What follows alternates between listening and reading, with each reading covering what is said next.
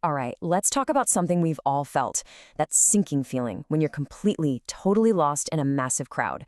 Today, we're diving into the science of how we can find our way. You know the feeling, right?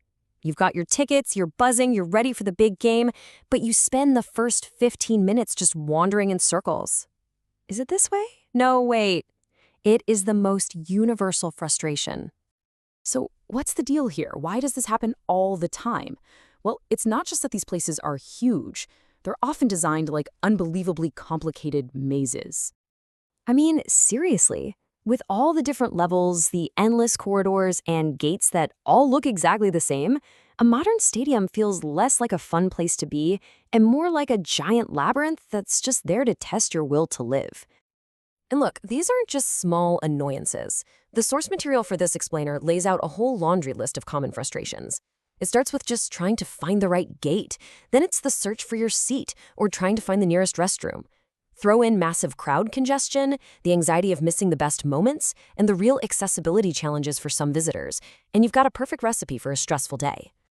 In fact, our source calls out eight major headaches for visitors.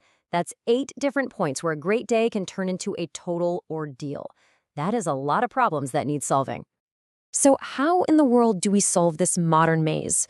Well, you fight a modern problem with a modern tool. Let's talk about the idea of a digital compass. Now, the official term for this is indoor wayfinding. It sounds kind of technical, but the idea is actually super simple. It's about using technology to give you a personal, real-time guide when you're inside a big, confusing building. Basically, it's like GPS, but for the indoors. And hey, this isn't just some theory or a cool idea for the future. Our source material points to a real-world example called Paathner.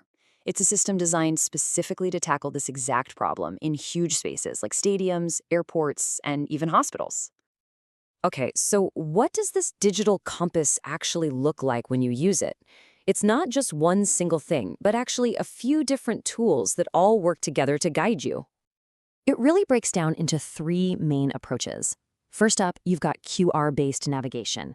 You just scan a code with your phone and a map opens right in your browser. No app download necessary. Simple. Second, there are those big interactive kiosks, the giant touch screens where you can look up directions. And third, the real powerhouse, a dynamic mobile app that acts like a live tour guide right in your pocket. And here's the key difference, the thing that really matters. While those QR codes and kiosks are great for showing you a static, unchanging map, the mobile app, well, it offers something way more powerful. It gives you dynamic guidance. That means it can actually adjust your route in real time. If a hallway suddenly gets jammed with people, the app can reroute you around the bottleneck. That's absolutely essential in a place that's constantly changing. Okay, so we've seen the problem, the absolute chaos of the stadium maze, and we've seen the tools. Now let's connect the dots. Let's see how this technology actually brings some much-needed clarity to all that chaos. Let's go back to one of those first headaches. You're outside the stadium, you have no idea which of the 20 gates is yours, and you end up walking halfway around the entire building just to get in. But with wayfinding technology, you get a direct, simple route right to your entry point. All that guesswork is gone, and it cuts down on those frustrating delays before you even scan your ticket. All right, you're inside. Now for the next big challenge, finding that one specific seat in a sea of thousands. It's the classic stadium problem, right? And the solution is just as direct. You use a digital map or the app on your phone, and you get turn-by-turn directions right to your section. It minimizes the hassle and lets you get settled in just in time for kickoff. And what about maybe the biggest issue of them all? Just the sheer volume of people all trying to move through the same narrow hallways at the same time. It creates bottlenecks, and honestly, it can be a safety risk. This is where a dynamic system really truly shines.